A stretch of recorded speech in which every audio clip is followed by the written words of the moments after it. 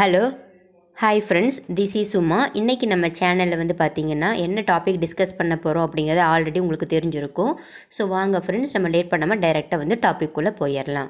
இன்றைக்கி வந்து நம்ம தந்தலை முருகன் அவர் வந்து எந்த கதை மூலயமா இந்த பெயர் வந்து அந்த முருகப்பெருமானுக்கு வந்தது, ஸோ எந்த காரணத்துக்காக இந்த பெயர் வந்தது. இப்போ திருப்பரங்குன்றத்தில் இருக்கக்கூடிய முருகப்பெருமான், பழனி முருகன், அதுக்கப்புறம் வந்து பார்த்திங்கன்னா திருச்செந்தூர் முருகன் சொல்லி நிறைய விதமான முருகப்பெருமானுக்கு பெயர்கள் இருக்கின்றது. அது வித்தியாசமாக இருக்குது. அது என்ன தந்தலை முருகன் அப்படின்னா, இந்த பெயர் வந்து எப்படி உருவாகுது அப்படின்னு பார்த்தீங்கன்னா, முருகப்பெருமான் வந்து பார்த்திங்கன்னா தந்தலை கிராமம் அப்படிங்கிற இடத்துக்கு வந்து அவர் போகிறாரு. அங்கே வந்து பார்த்திங்கன்னா அந்த கிராமத்தில் வெறும் பஞ்சமாக இருக்குது. ஓகேங்களா. பஞ்சத்தினால மக்கள் வந்து ரொம்ப வந்து கடுமையான சூழ்நிலை வந்து சந்திக்கிறாங்க. இதை பார்க்குற முருகப்பெருமான் எப்படியாவது வந்து இந்த பஞ்சத்தை வந்து நம்ம தீர்த்து வைக்கணும் அப்படின்னு சொல்லிட்டு என்ன பண்ணுறாருன்னா, தந்தலை அப்படிங்கிற அந்த கிராமத்தில் உட்காந்து அவர் ஹனுமான் கிட்ட வந்து பார்த்திங்கன்னா வேண்டுறாரு. இந்த மாதிரி உங்களுடைய அருள் வந்து எனக்கு வேணும். ஸோ எல்லா விதமான வலிமையும் வந்து பார்த்திங்கன்னா நீங்கள் கொடுங்க. வலிமை, பக்தி, அறிவு எல்லாத்துக்கும் சிறந்த கடவுளாக நீங்கள் இருக்கிறீங்க. ஸோ வந்து உங்களுடைய அருள் வந்து எனக்கு வேணும் அப்படின்னு சொல்லி முருகப்பெருமான் என்ன பண்ணுறாருன்னா, ஆழ்ந்த தியானம் வந்து ஹனுமானை நினைத்து வந்து அவர் தவம் பண்ணுறாரு.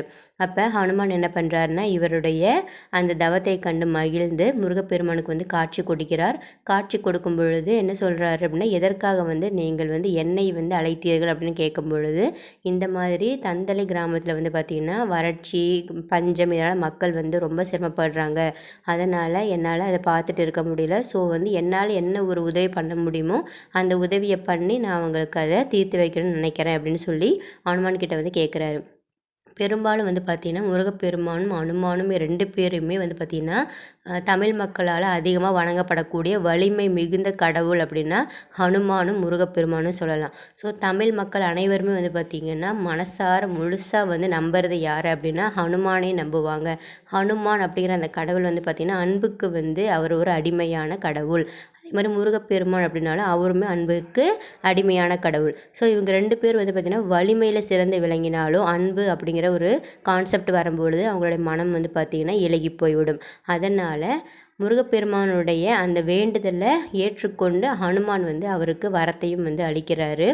ஸோ இந்த ஒரு கான்செப்ட் மூலயமா முருகப்பெருமானுக்கும் ஹனுமானுக்கும் கட்டாயமாக தொடர்பு வந்து ஆதி காலத்திலேருந்து இருந்திருக்கு அப்படிங்கிறது நமக்கு புலப்படுகிறது. ஸோ இதனால தான் அவருக்கு தந்தலை முருகன் அப்படிங்கிற பெயர் வந்தது. தந்தலை அப்படிங்கிற கிராமத்தில் முருகப்பெருமான் ஹனுமனை நினைத்து உங்களுடைய ஆசி எனக்கு வேணும் அப்படின்னு சொல்லிட்டு அவர் ப்ரே பண்ணனால தான் அவருக்கு தந்தலை முருகன் அப்படின்னு வந்து பெயர் வந்திருக்கு.